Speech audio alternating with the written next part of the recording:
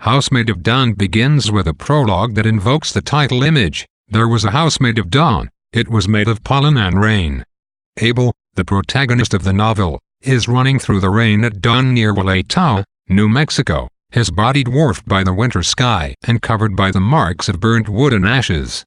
The farmers of Walatowa work all summer in the fields.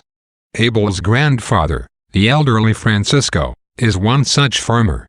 We find him driving a team of roan mares along a road thinking of a race he ran in his youth. The race is for good hunting and harvest, and all the young men of the tribe race along the wagoned road at dawn. Francisco remembers how he had won the race by surpassing the speedy Mariano, who had been in the lead and was considered the best long-distance runner in the area. Francisco was having this memory in 1945, on the day Abel is returning to the reservation after armed service in World War II. Around midday, the drunken Abel stumbles off the bus into his grandfather's arms. The following day, Abel remembers his brother Vidal and his mother, both of whom died of a disease years ago, when Abel was young. Abel never knew his father, who was Navajo and was considered an outsider by the rest of the Indians at the reservation. Abel recalls his experiences as a member of the Eagle Watchers Society, a small group descended from immigrants of the Cañon city of Bacula. The Cañons, a forgotten tribe, suffered much persecution and hardship before they stumbled into Walatowa years ago. As a member of the society, Abel hunts a large and vigorous eagle.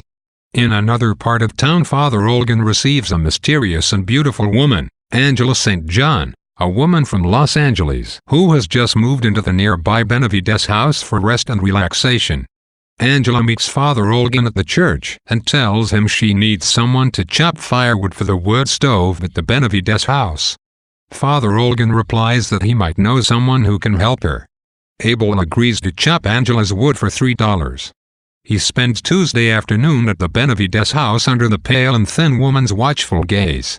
Angela is fascinated by the way Abel throws his entire body into chopping wood, while she is only irritated by his reserve.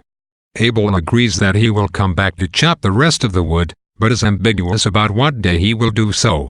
That evening, as Angela burns some of the wood, Father Olgan stops by and invites her to the Feast of Santiago. The saintly Santiago was known for his exploits on his ride southward into Mexico. Along his journey he accepted the hospitality of an old couple, who killed their only rooster to feed him. According to Father Olgan, Santiago had disguised himself as a peon and won a contest at the royal court. As his prize he wed one of the king's daughters.